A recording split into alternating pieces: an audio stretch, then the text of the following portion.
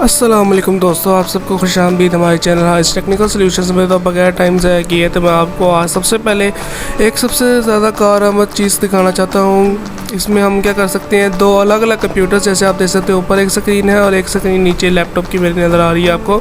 दो अलग अलग कंप्यूटर्स को एक कीबोर्ड और एक ही माउस से कंट्रोल कर सकते हैं। आप देख सकते हैं ये मेरा माउस जो सा स्क्रीन 1 पे जैसे इस तरह मूव कर रहा है।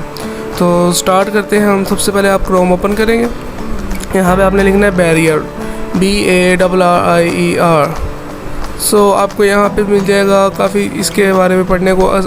उबंटू के बारे में आपको मिल जाएगा। एक्चुअली मैं इसको विंडोज़ और लिनक्स के दरमियान में इस्तेमाल करना चाहता हूँ। आप इसे विंडोज़ और विंडोज़ के दरमियान में भी इस्तेमाल कर सकते हैं। मेरा मतलब दो अलग कंप्यूटर्स जिनके अंदर विंडोज़ इंस्टॉल है। मेरा एक कंप्यूटर है जिसमें लिनक्स इंस्टॉल है और एक कंप्यूटर में विंडोज़ इंस्टॉल है, ऑपरेटिंग सिस्टम।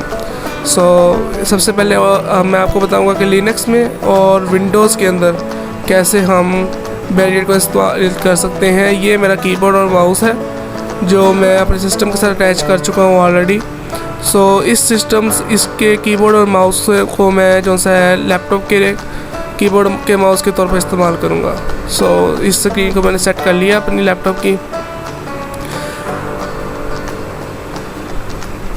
क्रोम ओपन कर लिया मैंने दोस्तों। यहाँ पे मैं सर्च करूँगा डाउनलोड बैरियर। जब आप डाउनलोड बैरियर सर्च करेंगे, इस टाइम मेरे कीबोर्ड और माउस कनेक्ट नहीं है, तो इसलिए मैं लैपटॉप का कीबोर्ड और माउस इस्तेमाल कर रहा हूँ जो उसका कीपैड होता है।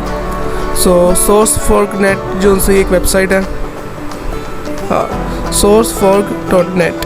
इसका लिंक मैं आपको डिस्क्रिप्शन में दे दूँगा। यहाँ से आपने विंडोज़ के लिए इसको डाउनलोड कर लेना है। और आपको ये अगर मैक के लिए डाउनलोड करना है तो आप download barrier for Mac search करेंगे तो आपको लिंक मिल जाएगा इसका लिंक भी मैं इंटरनेट पे दे दूँगा, आपको प्रोवाइड कर दूँगा। मैंने ऑलरेडी डाउनलोड करके रखा है, तो मैं इसे ओपन करता हूँ, यहाँ से रन करता हूँ। रन करने के बाद ये आपको एक चीज़ पूछेगा जो मेरे कंप्यूटर में भी नहीं पूछ रहा, वो क्योंकि मैं ऑलरेडी इंस्टॉल कर चुका था। वो ये कि यहाँ पे आपने एक्सेप्ट करना है अपना लाइसेंस को। उसके बाद ये पूछेगा आप इस कंप्यूटर को कैसे यूज़ करना चाहते हैं, एज अ सर्वर और एज अ क्लाइंट। तो आपको अपने जो मेन कंप्यूटर होगा ना, जिसका कीबोर्ड माउस इस्तेमाल करना है, उसको सर्वर सेलेक्ट करना होगा। और जो सेकेंडरी कीबोर्ड होगा, सेकेंडरी कंप्यूटर होगा, उसके ऊपर आपको क्लाइंट सेलेक्ट करना होगा। जब इंस्टॉल करेंगे ये आपको तब पूछेगा, ठीक है। यानी कि जिसके लिए आपने कीबोर्ड इस्तेमाल करना है उसको क्लाइंट, और जो मेन कंप्यूटर जिसके साथ कीबोर्ड अटैच है उसको आपने एज ए सर्वर सेलेक्ट करना है। बैरियर ये इंस्टॉल हो चुका है डेस्कटॉप पे, इसका मैंने शॉर्टकट बना लिया था। तो अब मैं इसको जो सा है डेस्कटॉप से ओपन कर लेता हूँ। ये बहुत ही काम की चीज़ है। वो लोग जो मल्टीपल प्लेटफॉर्म्स पर यानी कि मल्टीपल ऑपरेटिंग सिस्टम्स पर डेवलपमेंट करते हैं और उनके पास कीबोर्ड माउस एक है और वो उसको लेदर रखने की जगह नहीं है उनके पास, जिस तरह मुझे प्रॉब्लम देखने को मिलती है, इस तरह की प्रॉब्लम आपको भी देखने को मिलती है। ख़ास तौर पे प्रोग्रामर्स को ये प्रॉब्लम देखने को मिलती है। तो मल्टीपल इन्वायरमेंट में काम करना होता है एक साथ। इसका सिंपल हल यही है कि आप एक नेटवर्क के अंदर रहते हुए कंडीशन ये कन्फर्म है कि आपके लैपटॉप और आपके कंप्यूटर के साथ एक ही वाईफाई राउटर कनेक्ट होना चाहिए। आप उसे तार के साथ भी कनेक्ट कर सकते हैं, आप उसे वाईफाई के साथ भी कनेक्ट कर सकते हैं। ये कंडीशन का होना ज़रूरी है। इंटरनेट आ रहा है नहीं आ रहा है, इट डजेंट मैटर, लेकिन इन दोनों के दरमियान में वाईफाई या एक राउटर जो है, जैसे TP लिंक का मेरा एक राउटर है या जो भी टेंडा का आप राउटर का लगा लेते हैं, तो आप एक राउटर के थ्रू इन दोनों को सेम नेटवर्क में होना चाहिए। मैंने अपने कंप्यूटर में इसको ऑन कर लिया है। बाय डिफ़ॉल्ट देखें यहाँ पे ऊपर सर्वर के ऊपर चेक बॉक्स ये चेक्ड है, और इसकी जो मेरे कंप्यूटर की IP एड्रेस है वो शो हो रहा है, जिसके एंड पे 110 आ रहा है। एक्चुअली ये लैपटॉप है तो इसमें एज अ क्लाइंट इस्तेमाल करना पसंद करूँगा, क्योंकि इसके ऊपर ही तो मैंने कीबोर्ड माउस इस्तेमाल करना है अपना मेन सिस्टम का। तो मैंने इसे सिलेक्ट क्लाइंट कर लिया। तो अब मैं अपनी स्क्रीन को शिफ्ट करने जा रहा हूँ अपने कंप्यूटर के ऊपर अपने कैमरा के थ्रू। कैमरा थोड़ा सा लो क्वालिटी का, तो आपको एडजस्ट करना पड़ेगा, लेकिन जो चीज़ें इसमें लिखी हुई हैं वो मैं आपको ज़ुबानी बता रहा हूँ। इसमें ज़्यादा काम नहीं है लिखने वाला, ज़्यादातर माउस का इस्तेमाल है, यानी कमांड्स वगैरह का काम सिर्फ एक आधी लाइन ही है। स्क्रीन मेरी सेट हो चुकी है। तो अब लिनक्स के लिए आपको टर्मिनल अपना ओपन कर लें, और अगर आप विंडोज़ यूज़र हैं यानी मल्टीपल विंडोज़, तो ये वाला स्टेप आपको करने की ज़रूरत नहीं है। आपने सिंपल जिस तरह मैंने लैपटॉप इंस्टॉल किया है उसी तरह आपने दूसरे सिस्टम पे भी अपने यही ऐप इंस्टॉल कर लेनी है, अगर आप विंडोज़ टू विंडोज़ कनेक्शन करना चाह रहे हैं तो। और अगर आप विंडोज़ यूज़र हैं तो आप वीडियो को थोड़ा फॉरवर्ड कर लें, ये मैं लिनक्स के ऊपर इंस्टॉल करने का तरीका बता रहा हूँ। सो एक्चुअली बटन क्लिक हो गया। चलो यहाँ पे आपको लिखना है sudo SUDO sudo apt install barrier। सो जो लिनक्स यूज़र उनको समझ आ गई होगी कि मैं ये क्या लिख रहा हूँ। बैरियर को इंस्टॉल करने का जो लिनक्स में तरीका है वो ये है, और अगर आपको ये ऑप्शन नहीं मिल रही तो आप एक दफ़ा sudo apt अपडेट कर लीजिएगा। सो पासवर्ड पूछना है मुझे लॉगिन के लिए, मैं अपना पासवर्ड डाल देता हूँ। तो इसने इंस्टॉल करना शुरू कर दिया है। इसको इंस्टॉल करने के लिए इंटरनेट का होना ज़रूरी है, सिर्फ इंस्टॉल करने के लिए लिनक्स के अंदर।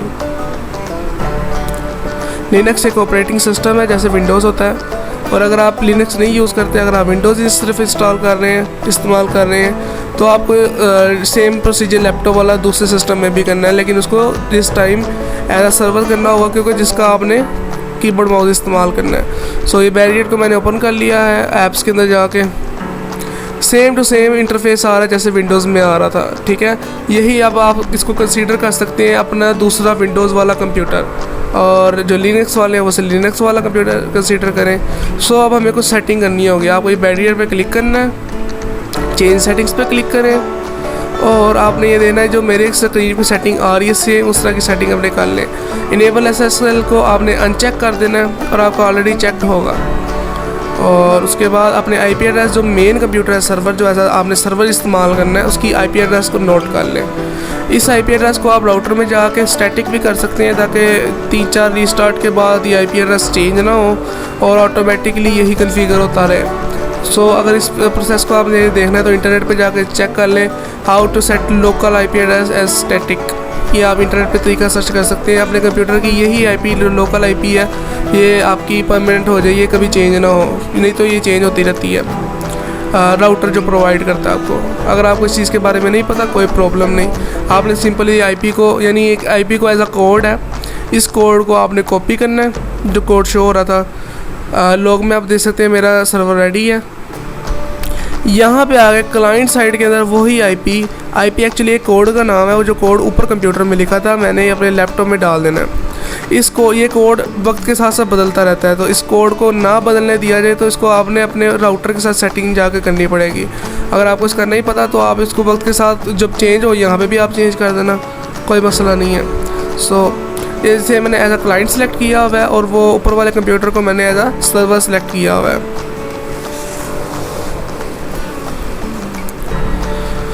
सो यहाँ पे मैं अपनी IP एड्रेस एंटर कर लूँगा 192.168.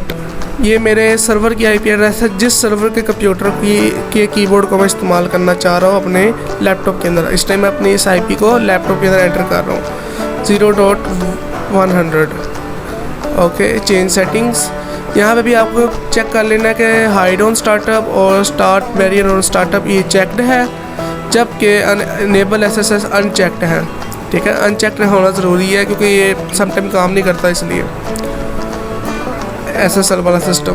सो ओके करेंगे आप। सो अभी सर्वर मैंने स्टार्ट नहीं किया, नीचे देखें आप स्टार्ट का बटन शो हो रहा है, यानी इसे मैंने भी स्टार्ट नहीं किया। आप कंफर्म कर लें कि आप एक नेटवर्क के साथ कनेक्टेड हैं। सो मेरा वाईफाई ऑलरेडी कनेक्टेड है।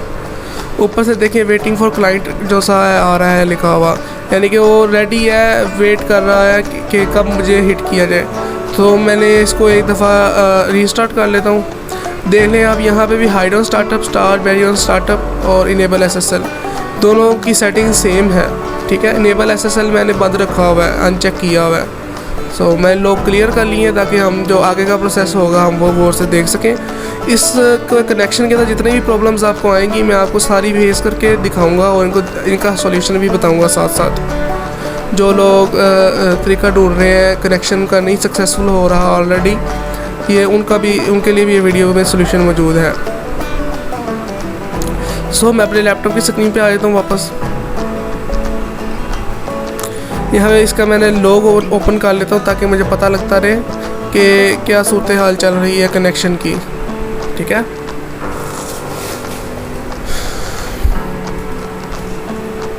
सो मैंने सर्वर को स्टार्ट कर दिया यहाँ पे क्लाइंट वाले। और मेरा सर्वर ऊपर वाला जो सर्वर वो ऑलरेडी स्टार्ट है। और यहाँ पे देखें, गौर से देखें तो ये 192.168.0.1 को जाके हिट कर रहा है। ओहो, मैंने 100 लिखना था, ये मिस्टेक हो गई है, सॉरी। सर्वर की आईपी एड्रेस अगर रॉन्ग लिखेंगे आप, यानी कोड अगर गलत लिखेंगे तो जाहिर सी बात है कि नहीं होगा, 100 लिखना था। सो मैंने 100 कर दिया इसको। तो इससे आपको पता लग जाएगा कि आपको आईपी एड्रेस करेक्ट डालना चाहिए। जो आपके ये देखें, ये मेरे मेन सर्वर का जो आईपी एड्रेस है वो मैंने क्लाइंट सर्वर के अंदर ही रखना है, सेम टू सेम 192. आपके केस में ये कोड चेंज भी हो सकता है, तो आपको ये कोड देख कर लगाना है। और सर्वर पे मैंने चेक किया हुआ है, जबकि लैपटॉप में मैंने क्लाइंट के ऊपर चेक किया हुआ है, देख सकते हैं आप। यहाँ पे मैंने चेक बॉक्स क्लाइंट के ऊपर लगाया, जबकि सर्वर पे नहीं लगाया। सो नीचे एक आउट ऑफ कॉन्फ़िग का चेक है, आपने इसको चेक नहीं करना है, इसको अनचेक ही रहने देना है। और अब यहाँ पे मैं स्टार्ट जब करूँगा सो हमें एक और एरर देखने को मिलेगा, जो आमतौर पे आप सबको भी देखने को मिलता है। सो उस एरर का भी हल मैं आपको साथ ही बता दूंगा। और जो लोग नए आए हैं वीडियो के, तो हमारे चैनल को सब्सक्राइब करें, वीडियो को लाइक करें अगर ये वीडियो उनके लिए हेल्पफुल साबित हुई तो। सो मसला ये आ रहा है कि हमने एक्चुअली इसको बता तो दिया उसके साथ कनेक्ट करो, लेकिन इसको हमने उसकी पोजीशन नहीं बताई, विंडो की स्क्रीन की पोजीशन नहीं बताई हमने कि किस जगह से कर्सर को आपने चेंज करना है। फॉर एग्जांपल मेरे राइट साइड पे अगर लैपटॉप है तो किस साइड पे जाके कर्सर को आपने राइट साइड पे लेके जाना है। सो आप इसे बटन, लेफ़्ट, टॉप जो भी मर्जी कर सकते हैं। यहाँ पे आप मल्टीपल काफ़ी ज़्यादा स्क्रीन्स को ऐड कर सकते हैं, काफ़ी ज़्यादा कंप्यूटर्स को एक साथ जोड़ सकते हैं एक नेटवर्क में रख के।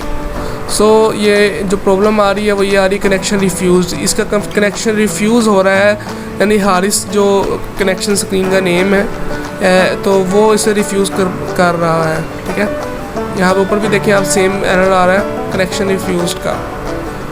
सो वो कह रहा है check your server config. So server configuration में मसला है, तो हम जाएंगे कन्फिगर सर्वर में। ये एक्चुअली मेन पे ही बटन आ रहा है, यहाँ पे देखें काफ़ी ज़्यादा स्क्रीन आ रही, 3 3 6 3 9 3 12। आप एक्चुअली 12 स्क्रीन को ऐड कर सकते हैं। सो मैं आपको जूम आउट करके दिखाता हूँ। यहाँ पे हमने क्या करना है, हमने कन्फिगर सर्वर पे क्लिक किया, ये एक स्क्रीन को पकड़ना है, यहाँ से ड्रैग करना है और अपने मेन कंप्यूटर की स्क्रीन के राइट साइड पे इसको प्लेस कर देना है। तो इसका नाम हमने रखना है वो नाम जो आपके क्लाइंट कंप्यूटर की स्क्रीन का नाम है। तो यहाँ पे नाम लिखा हुआ है मेन स्क्रीन पे, हारिस लिखा हुआ है। एक्चुअली आपका जो लिखा होगा आपने वो लिखना है। सो हारिस मेरा नाम है और मेरी स्क्रीन के ऊपर यही नाम आ रहा है मेरे लैपटॉप की। ये विंडोज़ कंप्यूटर है और विंडोज़ के अंदर हारिस लिखा हुआ है, जबकि लिनक्स के अंदर जो मेरा मेन कीबोर्ड माउस है वहाँ पे जाके मैं इसको हारिस कर देता हूँ अननेम्ड की जगह पे।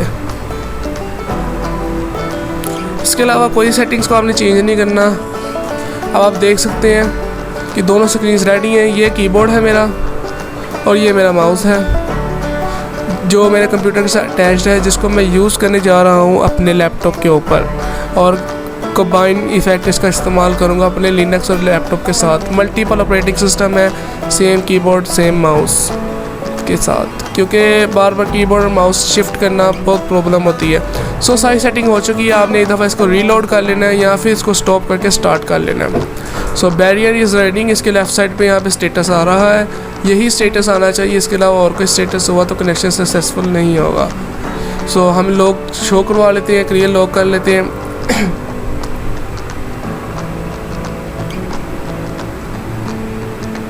इसको मैं एक दफ़ा स्टॉप करके स्टार्ट कर लेता हूँ। सो अपने जो सा है क्लाइंट कंप्यूटर पे जब मैं आता हूँ, यहाँ पे आके भी इसको एक दफ़ा क्लियर लॉक कर लेता हूँ। और इसको यहाँ से जब मैं स्टार्ट करूँगा, अब चूँकि मेरा सर्वर कंप्यूटर स्टार्ट है ऑलरेडी और क्लाइंट कंप्यूटर का भी जब मैं स्टार्ट कर देता हूँ, तो यहाँ पे देखिए कनेक्शन सक्सेसफुल लिखा आ रहा है, कनेक्टेड टू 192.168.0.100, यानी मेरे लिनक्स कंप्यूटर के साथ ही कनेक्ट हो गया, यानी कनेक्शन इस्टेब्लिश हो चुका है। और ये दोनों कंप्यूटर आपस में कनेक्ट हो चुके हुए हैं। इन दोनों का कीबोर्ड एक हो चुका है, वो कीबोर्ड जो मैंने सर्वर कंप्यूटर के साथ अटैच किया हुआ है। ठीक है, ये थोड़ी सी ट्रिकी सेटिंग है, लेकिन अगर आप एक दफ़ा वीडियो को फॉलो करके स्टेप बाय स्टेप इसको कर लेते हैं तो आपकी सारी ज़िंदगी का झंझट ख़त्म हो जाएगा। बार बार कीबोर्ड को शिफ्ट करना, उनको वायर्स को मैनेज करना, आपकी सेटिंग के अंदर टेंशन ख़त्म हो जाएगी आपकी पक्की। और इस पर सारे प्रोसेस के लिए सिर्फ इंस्टॉलेशन के दौरान इंटरनेट चाहिए आपको, उसके बाद आपको इंटरनेट आए ना आए कोई प्रॉब्लम नहीं। ये लोकली आपके कंप्यूटर के साथ कनेक्शन होगा, यानी कि ये सिस्टम सिक्योर है, इसके अंदर कोई साइट से कोई इसका ताल्लुक़ नहीं है। हाँ, अगर बैरियर वाले ने इसको ऐसे ही बनाया तो। सो यहाँ पे आप देख सकते हैं स्क्रॉल लॉक इस ऑन, मैंने स्क्रॉल लॉक ऑन किया हुआ है, जिसका मतलब है कि मेरी स्क्रीन लॉक है, मैं इसको स्क्रीन से दूसरी स्क्रीन पे शिफ्ट नहीं कर सकता। आपको अपने कंप्यूटर का स्क्रॉल लॉक को बंद रखना है, ये चीज़ को रिमेंबर कर लें। कुछ लोग कनेक्शन इस्टेब्लिश करने के बाद भी स्क्रीन शिफ्ट नहीं कर पाते। सो मैंने स्क्रॉल लॉक अपना बंद कर लिया कीबोर्ड से, जो मेन कीबोर्ड है उसकी बात कर रहा हूँ। अब देखने जैसे ही मैं माउस को अपना राइट साइड पर लाता हूँ, क्योंकि मैंने हाइस वाली स्क्रीन को राइट साइड पर रखा था, तो जैसे ही मैं अपना माउस राइट साइड पे लाता हूँ तो ये राइट स्क्रीन पे शिफ्ट हो जाता है कर्सर। अब आप इनको भला बंद कर लें, क्योंकि मैंने ऑटोमेटिक इसको हाइड ऑन ट्रे कर दिया हुआ है और स्टार्टअप पे ऑटोमेटिकली ऑन हो जाया करेगा। आपको बार बार सेटिंग करने की ज़रूरत नहीं, सारी सेटिंग सेव हो गई है। अगर आप चाहें तो इसको एक्सपोर्ट भी कर सकते हैं। इसका एक और फ़ायदा है, अगर आप यहाँ से क्लिपबोर्ड पे कोई चीज़ एक स्क्रीन से कॉपी करते हैं ना, तो दूसरे डेस्कटॉप पे जाकर आप इसको सिर्फ टेक्स्ट को, कोई फाइल नहीं, ओके। सो आप दूसरे डेस्कटॉप पे जाके, मैं यहाँ पे स्टार्ट ओपन करूँ क्या, चले यहाँ पे लिख लेते हैं। अब यहाँ पे राइट क्लिक और पेस्ट करूँगा अगर मैं, तो जो मैंने फर्स्ट स्क्रीन पे कॉपी किया था वो दूसरी स्क्रीन पे कॉपी हो रहा है। सो हमारा कनेक्शन इस्टेब्लिश हो गया, जैसा कि आपने वीडियो के शुरू में देखा था कि हमारा माउस वन स्क्रीन से दूसरी स्क्रीन पे शिफ्ट हो रहा था। जैसे ही मैं लेफ़्ट साइड पे, तो मैं अपनी स्क्रीन पे वापस आ जाता हूँ। आप इसकी पोजीशन को सर्वर कंप्यूटर के सेटिंग में जाके चेंज भी कर सकते हैं, और आप इसका क्लिपबोर्ड भी टेक्स्ट के लिए इस्तेमाल कर सकते हैं, और इसी तरह जिस स्क्रीन पे आपका माउस होगा उस स्क्रीन का कीबोर्ड भी आप यूज़ कर सकते हैं। सो अब यह देखना, मेरे कीबोर्ड की लाइट्स ऑफ है, मैं लाइट ऑन कर लेता हूँ। थोड़ी सी लाइट स्क्रॉल लॉक के साथ जुड़ी है, तो मैं जिस स्क्रीन में आऊँगा वो स्क्रीन में स्क्रॉल हो जाएगा मेरा, यानी माउस लॉक हो जाएगा मेरा। सम टाइम आपका कनेक्शन थोड़ा स्लो भी हो सकता है, लेकिन ये 99.99% फास्ट और इसी तरह बिल्कुल चलेगा जिस तरह आपके कंप्यूटर में कीबोर्ड माउस आमतौर पर चलता होता है। सो अब यहाँ पे मैं अपनी स्क्रीन के ऊपर आ जाता हूँ। लाइट्स मैंने ऑन है, मेरा हाथ आपको हल्का सा हिल जो नज़र आ रही होगी। सो जब मैं यहाँ पे कीज़ प्रेस करता हूँ अपने कीबोर्ड पे, जो कि मेरे कंप्यूटर के साथ अटैच है, ये मेरे लैपटॉप के अंदर राइट कर रहा है। अगर आप गौर से देखें तो कीबोर्ड के ऊपर मैं टाइप कर रहा हूँ, कीबोर्ड जो मेरे सर्वर कंप्यूटर के साथ अटैच है, और ये देखिए कीबोर्ड के ऊपर मैं बिल्कुल भी टच नहीं कर रहा, और ये यहाँ पे टेक्स्ट लिखी जा रहा है। कीबोर्ड मेरा यूज़ हो रहा है, कौन से वाला कीबोर्ड, जो मैंने अपने सर्वर कंप्यूटर के साथ अटैच किया हुआ है। सो कीबोर्ड मेरा चल रहा है मेरे लैपटॉप के ऊपर via my server computer. So everything is done. So दोस्तों, अगर आप, मैं आपके लिए दोबारा ये सारे स्टेप्स करके दिखा देता हूँ कैसे मेरा कीबोर्ड एक और माउस दूसरी स्क्रीन पे शिफ्ट हो रहा है। दोनों स्क्रीन्स को मैंने आमने सामने रख दिया है, एक ऊपर नीचे।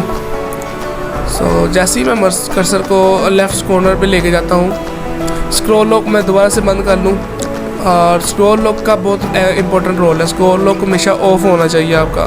सो अब आप गौर से देखें, जैसे ही मैं स्क्रीन चेंज करता हूँ तो ये कर्सर जो सा है स्क्रीन चेंज हो जाती है। अब मैं अपने कंप्यूटर पे आ चुका हूँ, इसके ऊपर मैं अपने कंप्यूटर पे एक्शंस को परफॉर्म कर रहा हूँ। इसको मैंने क्लोज़ कर दिया, लेकिन ये मिनिमाइज़ हो गया ऊपर ट्रे के अंदर जाके, तो इसको क्वाइट करना पड़ता है आपको, ये चलता रहता नहीं तो बैकग्राउंड के अंदर। इस चीज़ का आपको ख्याल करना पड़ेगा। विंडोज़ के अंदर भी नीचे जो एरो आती है ना ट्रे साउंड के आइकन के साथ, ये वहाँ पे शो होगा आपके। मैंने एक्चुअली थीम लगाया हुआ है मैक का अपनी विंडोज़ में, मैक बुक का, तो वो इसलिए उसकी ट्रे थोड़ी सी डिफरेंट शो हो रही है। आप विंडोज़ 10, 11 जो भी चला रहे हैं, सेम प्रोसेस इस्तेमाल होगा। आप इसको मैक ओएस पे भी अगर इंस्टॉल करें तो सेम प्रोसेस होगा। अगर आप विंडोज़ से विंडोज़ कनेक्शन बनाए तब भी प्रोसेस सेम होगा, बस इंस्टॉलेशन का प्रोसेस डिफरेंट है। वो मैंने लिनक्स पे कैसे इंस्टॉल करना है वो भी बता दिया, और विंडोज़ पे कैसे इंस्टॉल करना है वो भी बता दिया। बहुत बहुत शुक्रिया, अल्लाह हाफिज़।